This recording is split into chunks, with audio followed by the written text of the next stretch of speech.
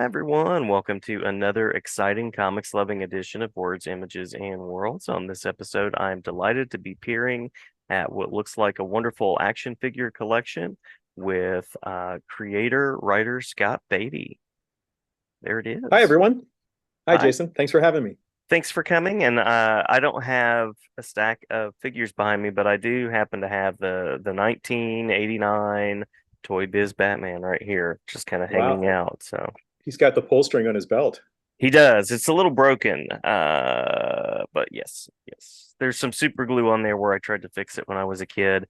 And Right. that's okay. That's okay. Memories. Absolutely memories. Folks out there will know you for creating in a variety of worlds. You work in comics history, writing nonfiction about comics, but you've also written in the world of comics themselves with the Year One books as well as many other titles along the way. So they usually ask at the beginning what connected you with comics and storytelling.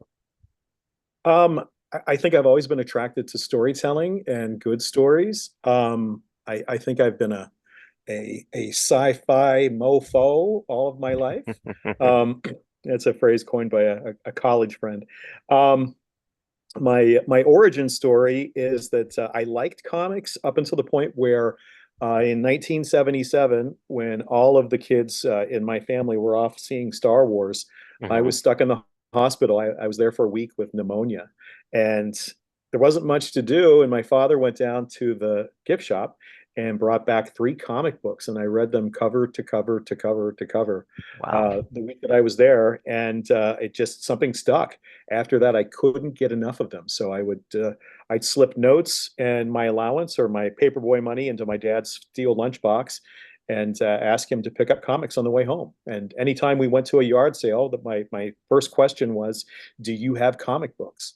So I've been, yeah, since early on, and since seeing the Super Friends as a kid for the first time in color on our first color TV, I think back in 1974, 75. Hmm. I'm dating myself. Yeah, just I've always loved DC Comics first, and then everybody else. But my love for the medium is strong. Well, that's an amazing similarity because, and I promise I'm not being Tom Ripley here or anything. I've written about this and published it in places so you can find it. But I too, this was 1988, uh, was sick in the hospital with, as it turns out, double pneumonia. And I don't remember if it was a week or 2 weeks or Wow. something. Yeah, but I remember getting a stack of comics from my parents. It's the only thing I remember that was really wonderful about being in the hospital, other than the popsicles. Um, and one of the Batman annuals that Mike Barron wrote was, I believe, the first issue that I ever read. So some really nice symmetry there. Yeah, well, I mean, my of those three comics my dad bought me, one of them was Detective Comics as Batman Family when it was a dollar comic. Uh-huh. The other Uh-huh. one was Secret Society of Supervillains number 11, which started my love of Captain Comet, and a Richie Rich comic book. And for the life of me, I can't remember which one. In later years, my cousin had a lot of Richie Rich comics, and I think the story's all the same.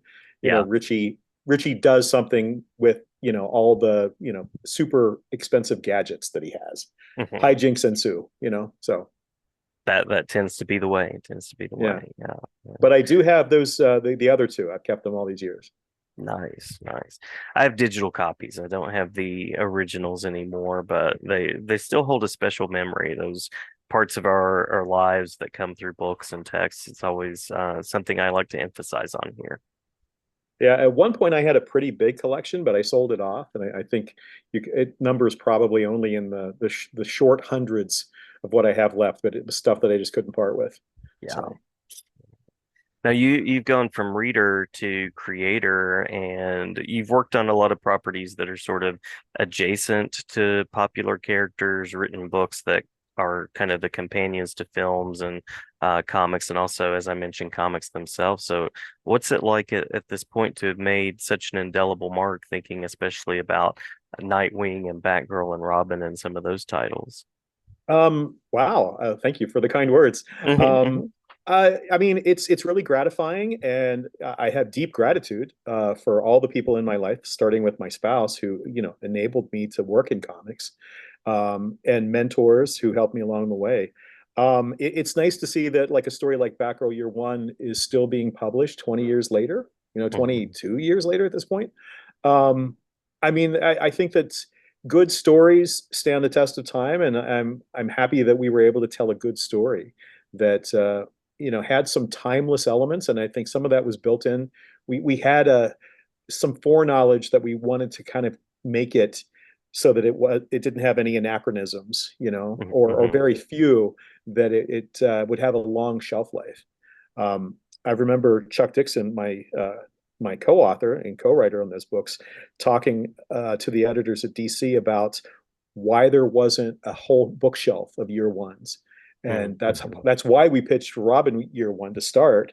And then they asked us to do Batgirl Year One. And I know we pitched Batgirl Year One after that. And then they asked us to do Nightwing Year One. So it kind of started a trend that, every character gets a year one. And it seems like a lot of books now still kind of fall back on that omniscient, not omniscient, excuse me, that first person narrative in the form of a diary, or the voiceover, whether it's in a journal or a recording or something, but that very self-aware narrative as they're punching villains, Yeah. yeah, and kind of making symbolisms and metaphors out of who they are and what they do. So Yeah. so yeah, it's really nice to see that. I mean, I'm very happy that the stories have stood the test of time so far. Yeah, yeah. Well, even in the most recent Batman film with Robert Pattinson, there was that moment where he pulls out the journal and it's like year two. So Yeah. that kind of motif definitely lives on. Yeah, I think we've lived long enough where the creators of the film and television media are referencing the stories now. Hmm. It's not just Hmm. the characters as commercial, creations or archetypes. They're like, they're going right to specific stories, and they're fans of it because they read it when they were young. So that's really nice to see. And it's always nice to see the Easter eggs and the love of the media in Hmm. the film versions, because for a long time before this cultural high point that we live in, um, comics were, every person's notion of what a comic book was based on the 1966 Batman series. Yeah, So it yeah. was it was a parody of itself. And I mean, I have great love for that stuff, but it really I think kept us from getting to the point where we are now. Maybe also special effects, visual effects finally caught up, Hmm. where the willing suspension of disbelief is much easier because everything isn't filmed against a green screen or wire work for flying. So Yeah, yeah, absolutely. And you mentioned Chuck Dixon there, your work with him. I'm curious about other collaborations, other interactions that have been especially positive on your path. um I think, I mean, I haven't really co-written much outside of the stuff that I've done with Chuck. um I worked off of Christos Gage's outline for Wildstorm Revelations, but Hmm. like all the scripting was me. So I think that, I mean, if I'm talking comics, I really have to speak to the artist, because that's the Yeah, collaboration. It's yeah. the synthesis between words and pictures. And I've been fortunate that I've got to uh, collaborate Marvel style Hmm. with Butch Guice and Mike Perkins and Laura Martin when we did Ruse, and that was completely writing, all plot, Butch illustrating everything, and then in these, gorgeous double page spreads, and then me going back and dialoguing it. Most of my other work has just been full script, but because we live in a digital age, I've been fortunate enough to, be able to correspond with, my friends and artists over the phone, over email. Um, One of the things that I picked up with Chuck is to just pepper my scripts with specific references. Hmm. This is the hat that I want, or this is the kind of rebreather that they have to be wearing because they're talking underwater. So it can't be like a scuba, uh, you know, whatever mouthpiece. Yeah. And for the most part, we get to collaborate and talk about it, and it's truly gratifying as the writer when you get to see the pages and the artist just makes your work sing. Yeah. It always looks better when you see the art. It's like, wow, that's much better than I described it. So Yeah. That any particular moment where that's happened and Anything that bubbles to mind when you've gotten a page back and you just think this is exactly as I envisioned it, or even a step beyond. Yeah, I mean, well, definitely with Butch, because he was drawing Victorian England via the planet Arcadia Hmm. in Ruse, which for listeners who don't know what Ruse was, for cross-gen comics, it was kind of the X-Files meets Sherlock Holmes on Hmm. an alien planet. Yeah. So lots of genres, mashed together in a fun way. Um, Marcos Martin on Backo Year One. Hmm. Marcos kind of pinch hit on Robin Year One, and when we knew he was drawing Backo Year One, we actually went back to the script and rewrote it to give him more breathing room because it was a little more densely layered, and he didn't need all of us. All of the talky parts. So Right. we streamlined it for that. So I think when you know the artist that you're working with, you can kind of write to them.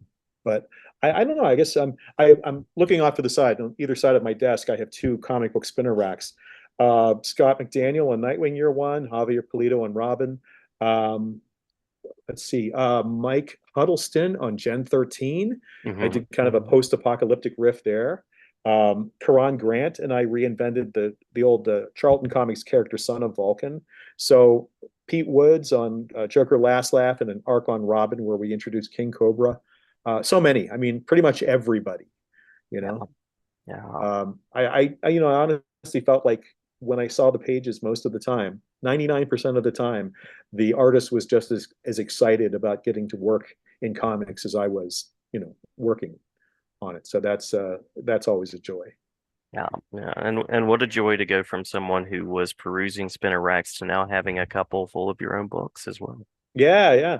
Well, one is my books, and the other is my favorites. It's a lot of old DC stuff. That Nice. The Brave and the Bold. There's some showcase Doom Patrol. You can see a Black Orchid, Time Warp, strange sports stories. I mean, it's the whole Bronze Age. You know, kind of Hmm. end of the Silver Age and then the Bronze Age. The stuff I grew up reading. With the classic DC Bullet that just came back happily. Hmm. So Hmm. Yes, I was glad to see that. Absolutely. Paying homage to that history. yeah, I mean, it's the one that I don't know. Um, the last logo, just the old DC within the circle, is probably the closest to it. But the DC bullet just is, I don't know. It's iconic. Hmm. Yeah. If I see that on anything, it's instantly gives me pause. Hmm. Yeah. And you have this knowledge of the medium, you've been steeped in the medium, which leads to the next question, which is your position as someone who has written encyclopedias, who I imagine does a fair amount of research. Curious about what that process is like when you're moving from one particular type of writing to another. Um, I wrote the first Ultimate guides for DC, so I think that I sort of kind of created the template. And for me, it was Dorling Kindersley, the British publisher that produced them, would send me these gorgeous spreads that would have the character and then little pull art from different story arcs, or many times for schematics like the Bat Cave or the Batmobile or Batboat. They would do these isometric drawings, these cutaways with just all of the. I mean, they look like Formula One racers for the cars and stuff like that. Like a lot of Mhm, detail put mhm, into it. So my research on the other end would be, well, how does this work? So, I had to talk to bat writers at the time, and that's how I became friends with Chuck. Is that I would call him up and say, well, listen, what specific security measures do you use on the Batmobile? I know mhm, you've got like the taser, it's electrified, and what else? Is it voice attenuated? What, and like I fill in everything, and DK had dummy text for the spreads, and so I would have to just kind of create a narrative. And I went fully immersed and wrote as if I was in the world of Batman, nice. as if it were real. Not like oh, in the comic books, but Mhm, rather in Gotham City, Batman is feared not just for his silhouette, but also for his car. You know that sort of thing, and just go all in on that voice.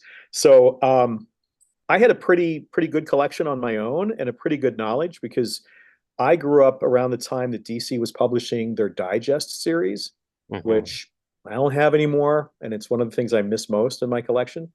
But as a reader, like picking this stuff up in the late 70s on the comic book rack, the digests were 95 cents, which was a princely sum back then. But they delved into the silver age and the golden age of the characters in 100 pages. And that just opened up a whole new world. And then I think later I found Michael Fleischer's The Great Superman book, which was one of the first encyclopedic takes on. There was a Batman and Wonder Woman volume also. So I had those, and DC really opened up the library to me. So when I would do like the Batman Ultimate Guide or the Superman Ultimate Guide, I'd ask for whatever I could get. And usually it was in trade paperback form. Happily, Bob Greenberger, DC writer, editor of Crisis on Infinite Earths and the original Who's Who guru, Hmm. Hmm. put me on the DC comp list. So I got the box of everything DC published for the month, and there was two tiers for the comp. There was the everything, and then there was the just the comics, and I got the everything comp that had the archives and stuff like that in it. So I was Nice. able to pull it all together, and I think I wrote the first Batman encyclopedia in 2001. So this is still early internet before, the real deep Wikipedia dives into the characters. So I had to write a lot of it from just the lore that was, out there, and then from the comic books, which, thankfully a lot of the gaming stuff from Mayfair Games, like the guide to, I think there was a DC um, Atlas, Hmm. for all the cities and places. And, I don't know, just like it was kind of like pulling from all of these locations. And thankfully I'd kind of absorbed it over the years. I was the nerdy kid who could tell you all the Legion of Superheroes code names, powers, and planets. So, Oh, and awesome. I say that unabashedly. Yeah, absolutely. Yeah. Yeah, Absolutely. but I mean, it is a ton of research. The individual books were much easier than the DC Encyclopedia, which I co-wrote with Bob Greenberger again, Phil Jimenez, and Daniel Wallace. So there were four of us, but that broke me. Yeah. That was a ton of work. And the hardest part was we were kind of subdivided across the alphabet. So like no one had like A to F, like we had things from A to Z and just different tiers of characters. And I had the Doom Patrol, so I had to make sense from everything from the original run through Grant Morrison's, Stranger stuff Yeah. to the current iterations and have it kind of make sense.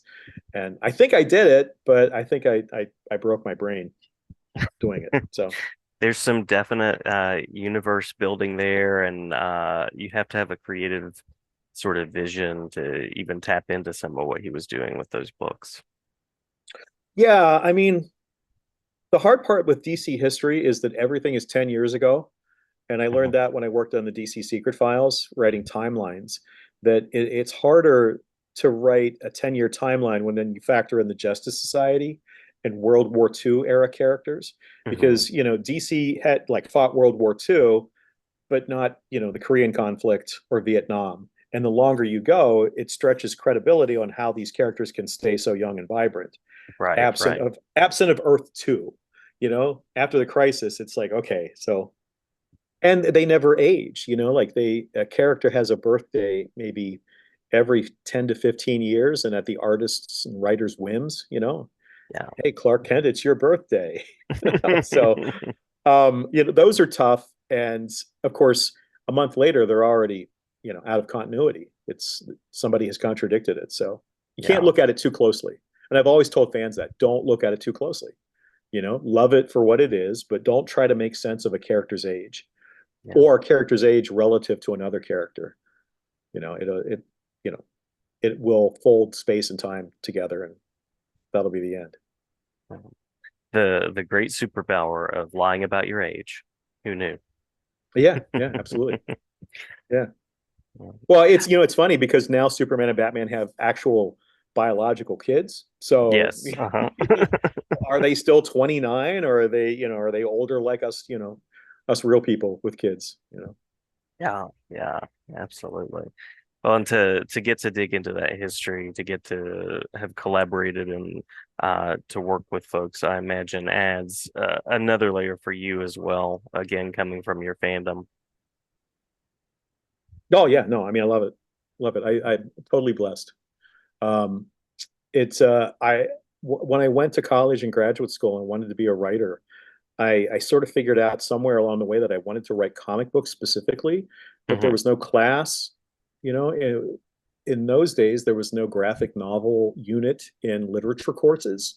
I mean, the Joe Kubert School existed, but that was in a cutout in the back of a comic book, and it Yeah. seemed like it was geared towards artists only. So I had to sort of figure out my own path, and I came out of grad school and applied to Wizard. I think I saw an ad in Hmm. Wizard for a copy editor, and I got a job there and kind of worked my way through the fandom part of it before jumping ship and launching full time into freelancing. And it's funny. I mean, if you look at the host of Wizard staffers over the years, a lot of us have ended up writing and in comics. I mean, we all sort of had the same dream, and we achieved it all in very different ways. But Wizard was a good place to make connections, and I Yeah. think that's important. Matt Senreich, who's the head of Stupid Buddy Studios and Robot Chicken, was my intern at one point, and now I call upon him in my creative writing classes as a master class guest to talk about creativity and the importance of networking, and Mhm. that Venn diagram I think is very interesting, looking back on it in retrospect. Yeah. And for younger fans, Wizard is definitely a space to look into. I was sharing an issue with uh, a student of mine this past week and just kind of saying this is, where a lot of fandom connected and where a lot of creators started and got invested in the medium. Yeah, I mean, for me, it felt like a stepping stone for many, many years. I didn't really have the space and I don't know, the ability to kind of look at it in terms of how I got from there to here. Mhm. Because at the time, you're just a bunch of 20 something fanboys playing with Nerf guns and being snarky about comics. But and this goes to Toy Fair also, which I was the editor of. But Mhm. with Mhm. time, and there's another podcast that just focuses on an individual issue of Wizard, every time, and what it was all about. But I really now I think have the space to see that the comic book climate that we live in and the comic book zeitgeist, the popularity of movies and streaming and everything owes a great debt to that kind of fan-based journalism. And it accessed comic books in a way that nobody else was doing. It Mhm. took them down a notch to the point where it became cool to be in Wizard. And so, the rise of Image Comics and Jim Lee, Todd McFarlane, Rob Liefeld, I don't think we'd be in the same space now if not for Wizard. And Agreed. I look back on it with a lot more gratitude than I did then, when I was, I don't know, my righteous indignation when our editor in chief would saran wrap my office, and just kind of the weird, shenanigans that occurred there. And now I look back fondly, and I can see that, wow, I mean, I there are 20 Marvel movies, and I've gone to them and cried, Yeah. and taken Yeah. my children. So somewhere along the way, the comic book saturation in our culture, is part of that collective, not just Wizard, but all the fan magazines and fandom. I mean, you, me, and everybody else who picks the stuff up and puts it in plastic, or shares it, trades it, plays a video game, picks up an action figure. It's all tied together. Absolutely. Yeah. It's hard to completely trace and pin down all of those kind of shock waves of what fandom does and what comics have accomplished because it is so spread across media that way. Yeah, I mean, I worked at a radio station when Batman it came out in 89, 88. Hmm. Hmm. And I remember like, wow, this is serious and it's so cool. And who would have thought Michael Keaton would make a cool Batman? And Jack Nicholson is the Joker. This is unheard of. And then, years go by, Hmm. Hmm. and then, in Wizard, we had casting call where we would look at, we would get these stock images from Getty Images of actors and actresses and pop stars, and play who would be the best Nightwing, or who would be the best I don't know, team whatever, Team Seven or X Force.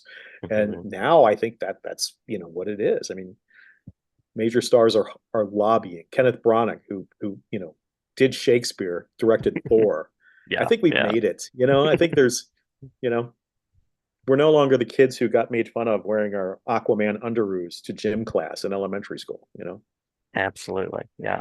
Agreed. Agreed. Now you mentioned that you're educating now, so curious about what currently has your creative attention.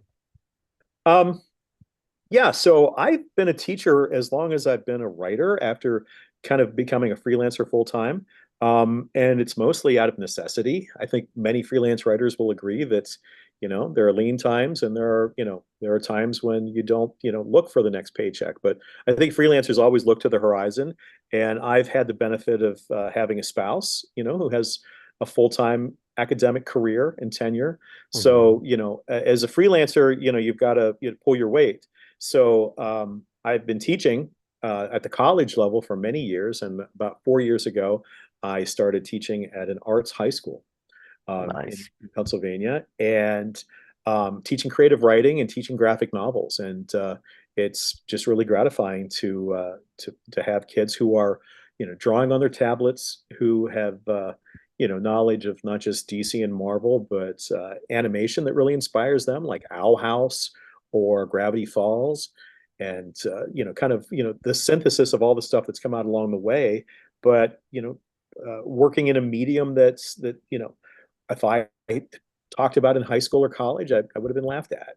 Yeah. So it's nice to be able to say that is so cool. Keep doing more of it. So that's where I am. So I've always kind of had one foot in education and one foot in writing, and now it's probably a little more firmly planted in education. And I'm trying some different things with my writing.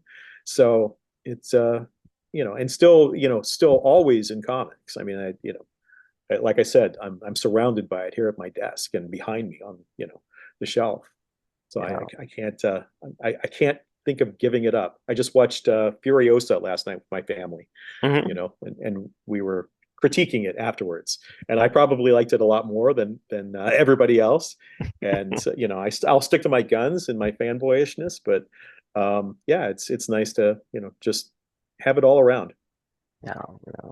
And nice to hear that you're continuing to expand your approaches with writing as well. Yeah, I've said this to my students during the pandemic. Um, I my author's blog. I didn't have a lot to put on it. I probably had the same amount to put on it that I did any other year, but I was stuck in front of my computer more often, Zooming Hmm. and everything else. And so somewhere along the way, I started putting up scripts that I had. I have a handful of unpublished scripts that I was paid for, but it just never made it through, the publishing quagmire. And I also started putting up proposals that, when I was asked to pitch a character, and nothing came of it. And I saw it as like just sharing process. And for Hmm. a long time, I think that I was a little too secretive about my writing process. And yet I was going into, college classrooms and now high school writing seminars and talking about process. Hmm. So I felt a great deal of hypocrisy. So now I can just point to my blog and say, hey, here's a Batman script. This is what I did in this script, or here's a Scooby Doo script that I got into a shouting match with the editor over because they obviously didn't understand Scooby Doo. But here it is. This is what I do. This is how the hot dogs are made, and I'm proud of it. It's okay. Like you can see my shorthand that I use that is very different from my prose or my poetry, and I'm okay with that. And if it helps, great. Or if you know an artist and you want to, or if you are an artist and you want to draw it and use it as a sample, do that. So I think that the last few years have made me more intimate with just how writing process works. And I think Hmm. that as I embrace it, I mean, I think at a certain point as writers, we internalize it, and like we don't necessarily have to chunk it, you know, drafting, writing, revision, editing, going back to revision, that sort of thing, that we kind of do it all at once as we're doing it. But I want to be able to show aspiring comic book writers that, this is what a script looks like, and it's Mhm. adjacent to a screenplay. We use some of the same vernacular in terms of camera angles, but it's a panel instead of a scene.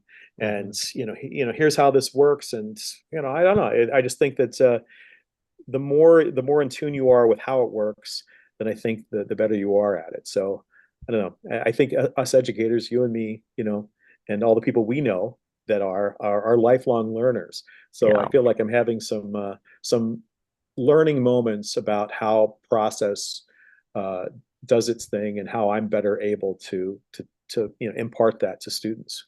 Yeah, yeah. Well, and I find I've never written a comic, but I find that knowing something about how they come together helps me notice things that maybe I wouldn't have otherwise noticed about the composition of a panel or a page or what the author might be trying to get at with a particular decision. Yeah, I mean, there are books on it. There are tons of books on it now that didn't exist when I was starting out. And sometimes it's just, hanging out with a creator or hanging out Hmm. with Hmm. somebody, in the process, like a penciler or an inker or a colorist. And when I wrote for CrossGen Comics, I was one of the few creators who didn't have to live in Florida, as part of the CrossGen empire. Um, and but I did fly down every couple of months for plotting sessions with my team on Ruse, and because Mark Alessi, the late Mark Alessi, had styled the CrossGen bullpen like the classic Marvel bullpen, where you had little pods that had writer, not writer. The writers were kind of off in their own offices, sequestered, because they can't handle distractions. Hmm. You would have penciler, inker, colorist, and a letterer who kind of like moved between pods. So everybody was there. So the penciler could hand it off to the inker, and the inker could ask the penciler a question in real time, and then the colorist Nice. could say, "Hey, what did you have in mind here? In terms of this, does this occur during nights? Let me pull up the script and look at it." And I got to hang out with them on my time when I was flying down and look over their shoulders and Mm-hmm. see like, okay, so when I'm writing this script and I'm saying that it's taking place at night.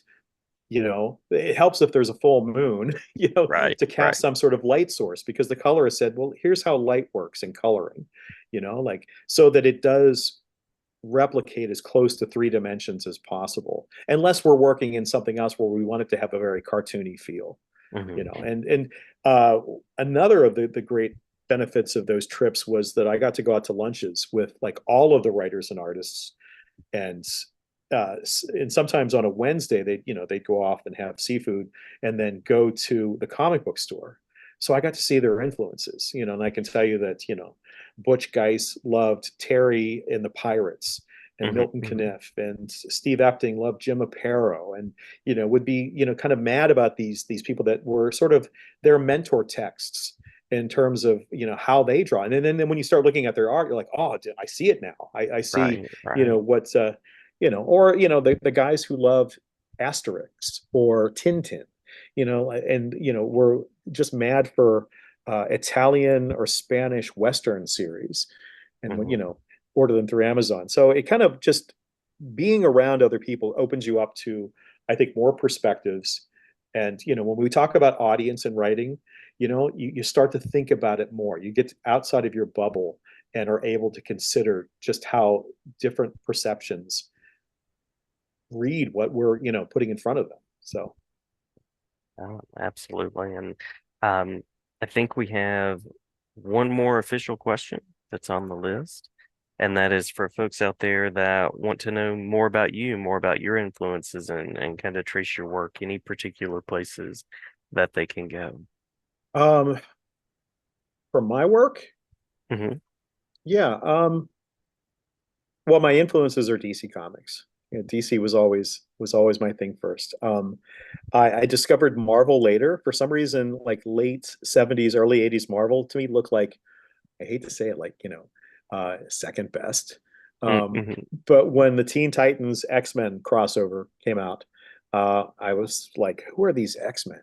And I happened to jump in on the Chris Claremont, Dave Cockrum run, and I Nice. discovered John Byrne and Fantastic Four and Alpha Flight, and And it's weird because I mean I grew up with the Incredible Hulk TV show and Spider-Man and various media, starting with the Electric Company on PBS. But I never went there, but I love the team books at Marvel.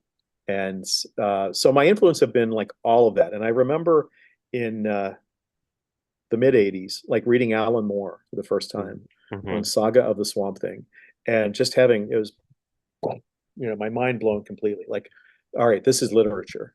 Okay, Yeah. this isn't just for kids. There's something deeply meaningful there. And I think at the time I was probably reading, I don't know, Ben Bova, sci-fi author, Robert Hmm. Heinlein, um, Dune. I kind of immersed myself in Frank Herbert for a bit. And I started to see the parallels between, how the characters were talking, the stories from comics as they got more serious, before the dark and gritty stuff. Yeah. But I could start to see the potential in it. So that's what influenced me as a teen and as a writer and why I wanted to work in it. Um, for now, I mean, my stuff's still coming out. The Batman Year One or Batman Family Year One box set comes out this Tuesday, and it's the Nice. first Nice. time that Robin, Batgirl, and Nightwing are collected at the same time. So it's a little misleading in that the solicitation image shows the deluxe editions, so you're not getting that. It's actually, if I can pull it off my shelf here. Yep. Um, right. So that's it. Love Front, it. Love it. back, and then the edition. So I guess it's upside down or right side up. I'm not sure. Anyway, so it's the trade paperback editions, and it doesn't have all the bells and whistles of the deluxe versions. But again, it's the first time that they're all out at the same place at the same time. I think Batgirl is sold out right now. Nightwing Year One, the deluxe edition, came out just a month ago, and it has 50 pages of new material. I wrote a brand new introduction, and my intro kind of explains how I made some efforts to try to tie it into the Judas Contract and the New Teen Titans. And Nice. some readers think that we're retconning Nightwing in it, and I don't think so. I mean, I make very specific points that this occurs between the Judas Contract and what was happening in Batman at the time, including the silver suitcase that Dick shows up with in Tales of the New Teen Titans number 44 that has the Nightwing costume fully realized inside it. And there's no explanation whatsoever where that came from until our story. Yeah. So it has that. It has a full script for Nightwing 104. Again, going back to sharing the process. First page script pages for all the issues, but the cream of the crop is Scott McDaniel's sketches Mhm. for all of the covers, covers that never got seen, just character studies and everything else. So it really is, I think, probably one of the few graphic novels that shows the process because in addition to all that, I have my emails to the editors and to Chuck Dixon about the story. And in like pulling the stuff out of my archives, I'm like, oh my gosh, we had a great deal of Speedy in the story at one point, and he never made the final cut for some reason. But I mean, he was pitched. But you get to see the process from what we imagined, and then how it turned out. And I think that that's kind of important to the process that you can see that along the way you make creative choices. So, from the script to the proposal to the final art, and then Scott's sketches along the way, including the brand new cover that we have for I think it's the book market, and then they use the Dan Mora like Nightwing Across the Ages cover for the other one. That it really is a nice, cool package, and I think it's 29.99, so it's not too bad, Mhm. Mhm. priced for a hardcover. But yeah, the deluxe editions always seem to have lots of extra bells and whistles, and I'm happy to have those Easter eggs in it. Yeah, yeah. Well, I'll make sure this interview is out in time so that folks can check it out and that this can serve as a reminder that it's coming out into the world. And anything that we missed that you want to make sure to share before we close out. If you're interested in comics and what I do, and sometimes part of the process, I have a writer's blog. It's called scottbeatty.blogspot.com. The title of the blog itself is Dialogue to Follow, which is a kind of a um, a phrase, an inside phrase about, when you're scripting and you got to get it out the door and you'll do the word balloons when you see the art. You just put in Hmm. dialogue to follow. So I promote the things that I'm working on. Every so often, I'll pull stuff out of the archives, like those scripts or those proposals. Every so often, I'll have an essay just about comics, including like, my first comic book store experience, that sort of thing. And it'll include other stuff as well. I'm working on a book of poetry that's very Awesome. much influenced by growing up with a life in comics and stuff like seeing Jaws for the first time and in the theaters when it came out and having weekly readers in elementary school and that Hmm. experience. So yeah, it's pop culture from the fanboy experience. Well, So I'm looking forward to that as well. I'm also a poetry fan, so that'll be interesting to see. yeah, I'm a dabbler. Yeah. Um, not classically trained, but in graduate school, my when I was writing my thesis, my master's thesis, my major professor said, "You know what? Why don't you take some poetry workshops?" And I took my stories and reverse engineered them into poems, and then back into stories, and it really helped me to find my voice in a way that I was modeling a lot more than other writers, and probably was a little too wordy. So, it's yeah, I think I like poetry a lot more now because it sort of has the same brevity of a script when you're thinking about words and pictures and you're not gussying it up with too much exposition. So, it's kind of where my heart is at the moment. Love that, love that. Well, Scott, I greatly appreciate the time. I appreciate the creativity, and I am glad to have you back anytime, and we may have a poetry focused edition as well. Awesome, Jason. Thank you so much for having me. Anytime, anytime. Thank you.